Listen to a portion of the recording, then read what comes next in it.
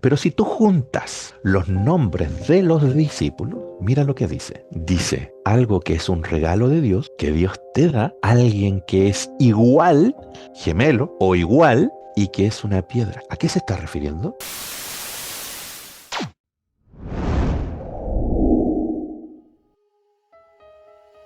Juan es muy hábil en tomar con pinzas los eventos y ordenarlos de cierta manera.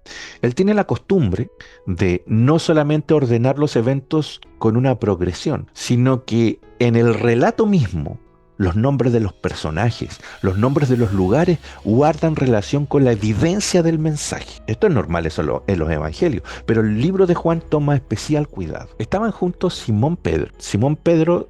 Simón significa escuchar y piedra sabemos que significa Pedro. Estaba Pedro, Tomás, que significa gemelo. Yo no sé si en el original ellos le decían gemelo, porque Tomás, ¿te acuerdan cuando dice Tomás llamado Dídimo? Dídimo es gemelo en griego. O sea, lo que está diciendo el texto y enfatizando de que es alguien que tenía un gemelo y le llamaban el gemelo. Ese era el nombre que para nosotros es Tomás, pero lo más probable que para ellos no era el nombre propio de la persona, sino que era algo que lo identificaba, que era justamente que tenía un hermano igual. Yo no sé si ellos le llamaban gemelo o le llamaban el igual o algo parecido, pero ese estaba ahí. Lo menciona por el apodo que tenía. Ahí está, llamado Dídimo. Natanael, que significa Dios da o Dios es dador, el de Caná de Galilea. Caná de Galilea Caná es caña, es como caña de medir. Y de Galilea, Galilea significa arroyo. El libro de Apocalipsis había sido terminado de escribir 5 o 10 años antes que el Evangelio de Juan. Por lo tanto, el Evangelio de Juan tiene hacia atrás en mirada el libro de Apocalipsis.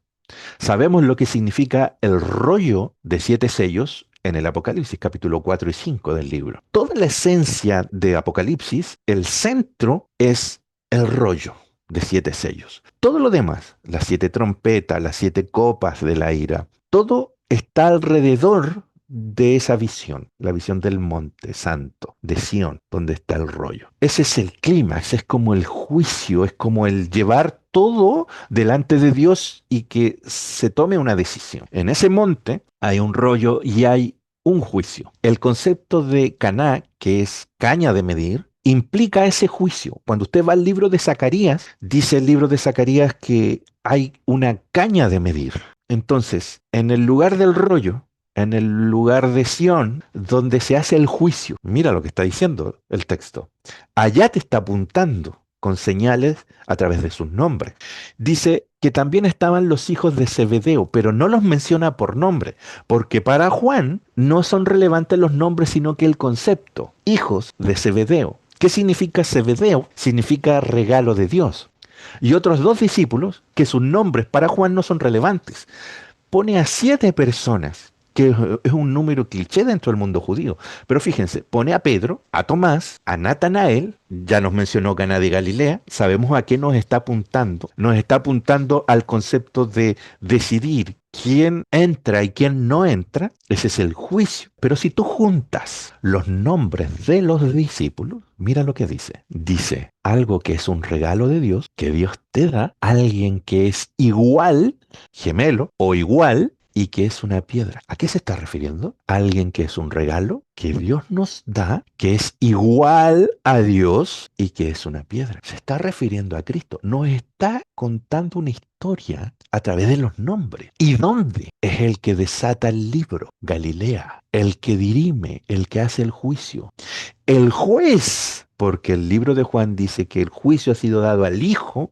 El juez es aquel mismo que Dios nos regaló, que es igual a él, gemelo, otro igual, y que es una roca. Escúchalo a él. Cuando el monte de la transfiguración viene la voz de Dios, dice, escúchalo a él. Él es mi hijo. ¿Y qué va a decir? Acá viene lo relevante. Simón Pedro les dijo, vamos a pescar. Ellos le dijeron, vamos nosotros también contigo. Fueron y entraron en una barca y aquella noche no pescaron nada. Pregunta, ¿qué significa noche? Las tinieblas, Exacto. ¿Con qué lo compararía? Jesús no está con ellos. oscuridad, Mientras el Hijo está, luz es del mundo. claro. Él es la luz. Pero cuando Él no está, hay tinieblas, oscuridad. El que no ama a su hermano, dice las cartas de Juan, está aún en tinieblas. ¿Qué significa que Cristo está? Que vemos como Él es, vemos su mensaje, seguimos su camino, pero cuando Él no está nos sentimos perdidos, que nada tiene sentido. Imagínense a ellos que habían estado 3 años con Él, siguiendo un método, un día a día, una actividad. Habían sido instruidos y de repente en forma drástica el Señor les es arrebatado. Se le aparece 1 o 2 veces, pero no saben si lo van a volver a ver. ¿Qué hacemos ahora? ¿Volvemos a lo mismo de antes? Es ahí cuando terminan pescando. Y toda esa noche, por eso que Juan dice la noche, porque en la noche está la muerte, está la duda, la oscuridad, las tinieblas, todo el lugar de muertos, el crujir de dientes. Son lugares similares, no pescan nada. ¿Qué necesitan? La luz, elemento principal en el libro de Juan. Porque la luz había venido a los hombres y la luz era la vida de los hombres. Él da la vida a todo hombre, dice Juan 1. Cuando ya iba amaneciendo, está llegando la luz, es cuando se presenta Jesús en la playa. Por eso que los detalles son relevantes en el relato. Mas los discípulos no sabían que era Jesús. Y les dijo, hijito, ¿tenéis algo de comer? Le respondieron no. Él les dijo, echad la red a la derecha de la barca y hallaréis. ¿Por qué dice a la derecha? ¿Por qué no dice el texto, echad la red al mar, sino que les recalca a la derecha? El libro de Zacarías relata una visión del profeta y dice lo siguiente, que está Josué, que era sacerdote, está alguien que lo acusa, ese que lo acusa está a su derecha y dice que el que lo acusa es Satanás. Sáquense el pensamiento de ese Satanás personificado en un ángel caído, porque el concepto en el tiempo del cual está siendo escrito esto, Satanás es simplemente el enemigo, un adversario, alguien que es contrario al sistema. Podían ser una nación enemiga, podía ser alguien que era contrario cuando está el ángel y detiene a la burrita que llevaba a Balaam para maldecir al pueblo.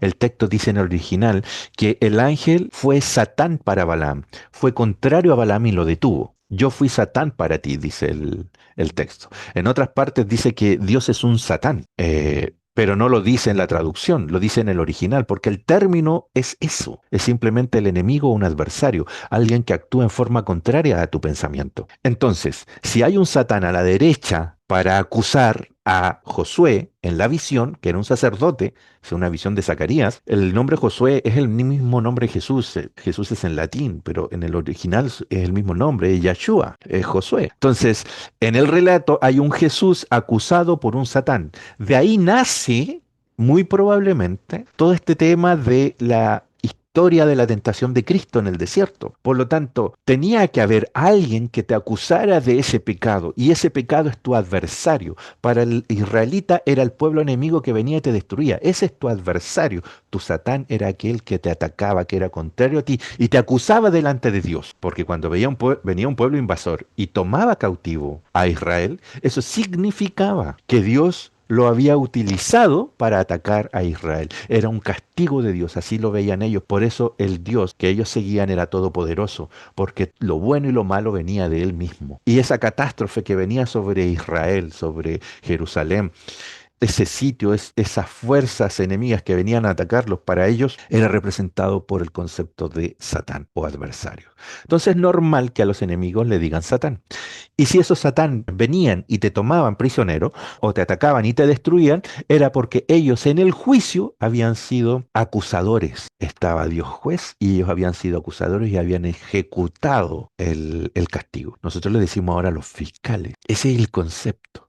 Entonces, cuando tú echas y le dice, eche los peces a la derecha de la barca, los está llevando a juicio, porque a la derecha se dirime el acusador. No nos olvidemos, Caná de Galilea, caña de medir, juicio, Galilea, el rollo. Se está dilucidando quiénes son los que se salvan, los restaurados. Están inscritos en ese libro. El libro más adelante dice Apocalipsis, el libro de la vida. Está hablando del mismo rollo. ¿Quiénes dirimen en este relato? Los peces. ¿Qué da el resultado? Los peces. ¿Y qué son los peces? Dice, echan la red a la derecha, dice el verso 6, y hallaréis los peces. Entonces la echaron y ya no podían sacar de gran cantidad de peces. Se les llenó. Y los otros discípulos vinieron con la barca, arrastrando la red de peces. de la derecha, pues no distaba de tierra sino como 200 codos. Al descender a tierra vieron brasas puestas, fuego y un pez encima de ella y pan,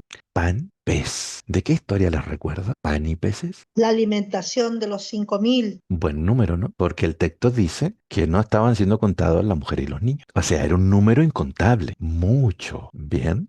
Jesús les dice, traed los peces que acabáis de pescar. Él tenía solo uno. Le está pidiendo más pez. Subió Simón y sacó la red a tierra llena de grandes peces. Y aquí te empieza a quebrar la cabeza porque te da el número de peces. ¿Qué sentido tiene de decirte la cantidad de peces? Cuando con decirte que es mucho es suficiente. ¿Cuánto es mucho? El texto dice 153. ¿Qué significa eso? Ya hemos visto lo que significan los nombres. Ya sabemos lo que significa echar la red a la derecha. Ya sabemos lo que es Caná, lo que es Galilea, lo que es juicio. El llevar todo al monte de Sión. La restauración, la sanación. Es Dios el que te está llevando y te está diciendo quiénes son comidos. Ya tiré un dato.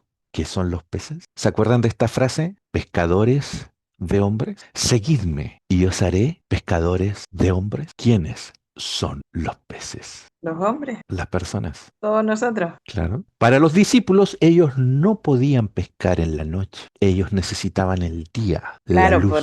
porque estaban en oscuridad. Nosotros a veces lo interpretamos en la Biblia de manera literal, pero está hablando de una oscuridad de conocimiento, por ese lado. Exacto. Piense, esto escrito cerca del año 100 y para el escritor es relevante mencionar esto. Hasta el año 100 ellos no entendían qué hacer. Para él es relevante contar qué hacer, porque seguimos en oscuridad, no sabemos qué pasa, pero es el Señor el que da esa luz. Entonces, los peces son la gente. Nosotros traemos gente y la comemos. El comer no es literal, el darles pan y pez no es literal, aunque haya sucedido el milagro. Es la señal que hay detrás de ese suceso. Cuando tú comes algo a alguien, en el concepto que ellos lo están aplicando, es aquella persona que es convertida al Evangelio. Él es comido por el Evangelio. 153. Y aún siento tanto, la red no se rompió. Hay para toda esa cantidad. Les dijo, venid y comed. Miren el llamado. Es vengan y coman. ¿Por qué el Señor les prepara el desayuno y por qué está haciendo énfasis en la cantidad de peces, en el vengan y coman, en la red de la derecha, en llevar... Y ninguno de los discípulos se atrevía a preguntarle tú quién eres. Sabían, pero cómo se vestían, tapados, no se atrevían a preguntar. Le conocían la voz, estaban cerca, como a 200 codos, pero no le decían nada. No es como decir quién eres tú, sino que es una forma cliché de hacerte entender de maestro, estás con nosotros. O sea, no le decían nada respecto a él, sabiendo que era el Señor.